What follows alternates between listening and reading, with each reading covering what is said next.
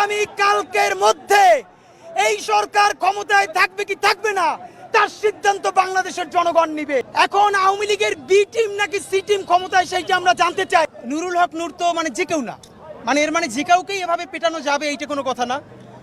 আমরা সবাই বারবার নুরুল হক নূরের ভিডিওটা দেখছি, কিন্তু এইখানের ইমার্জেন্সিতে ইসলামী ব্যাংক হসপিটাল কাকরাইলে অন্তত 50 জনের অধিক প্রচন্ড অসুস্থতা নিয়ে ওখানে আছেন।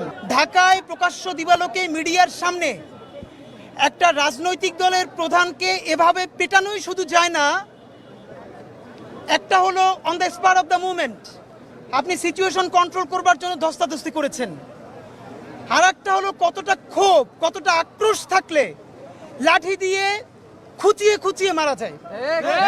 আমাদের সবার রাজনৈতিক মতানৈক্য আছে, আমাদের অনেক ঝগড়াঝাটি আছে, কিন্তু বাংলাদেশের স্বাধীনতার সার্বভৌমত্বের প্রশ্নে আমরা পুরো বাংলাদেশ আওয়ামী ফ্যাসিবাদের বিরুদ্ধে ঐক্যবদ্ধ। দিল্লির সেবাদাসের বিরুদ্ধে এবং আওয়ামী ফ্যাসিস্টদের বিরুদ্ধে বাংলাদেশের যত রাজনৈতিক দল এবং শক্তি আছেন, আজ রাতের মধ্যে সকলে নতুন করে ঐক্যবদ্ধ হন। ভাইরা আমার, আমরা যদি ঐক্যবদ্ধ হতে না পারি, বাংলাদেশ বাঁচবে না, স্বাধীনতা বাঁচবে না, সার্বভৌমত্ব বাঁচবে না। জুলাইয়ের শক্তিরা যদি আজকে প্রকাশ্য দিবালোকে তাদেরকে এরকম পেটানো যায়, তাহলে আওয়ামী লীগ ক্ষমতায় নাই এইটা আপনাকে কে বললো? এখন আওয়ামী লীগের বি টিম নাকি সি টিম ক্ষমতায় সেইটা আমরা জানতে চাই।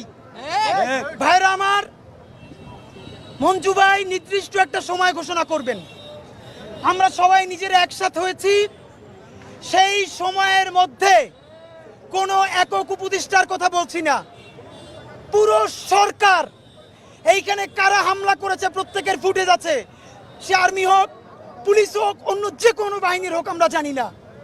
আমরা খুবই দায়িত্বশীল আচরণ করছি। আমরা চাইলে এখন ঢাকাকে অচল করতে পারতাম, আমরা চাইলে এখন প্রচন্ড এমন পরিস্থিতি তৈরি হতো যেটা সামাল দেওয়া সরকারের জন্য ক্ষতি হতো। আমরা সেটা চাই না, আমরা দেশের স্থিতিশীলতা চাই।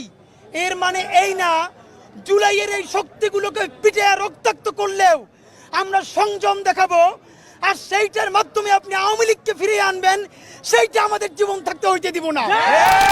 সুতরাং বন্ধুরা আমার, নুরুল হক নূর এবং তার বন্ধুদের উপরে যেই হামলা হয়েছে, এই তার নেতা কর্মীদের উপরে যে হামলা হয়েছে, এই হামলা তার একক তার উপরে হয় নাই, মঞ্জু ভাইয়ের উপরে হয়েছে, ইনকিলাব মঞ্চের উপরে হয়েছে, সারা বাংলাদেশের স্বাধীনতার সার্বভৌমত্বের পক্ষের শক্তির উপরে হয়েছে। সুতরাং মঞ্জু ভাই এখন সময় ঘোষণা করবেন, সেই সময়ের মধ্যে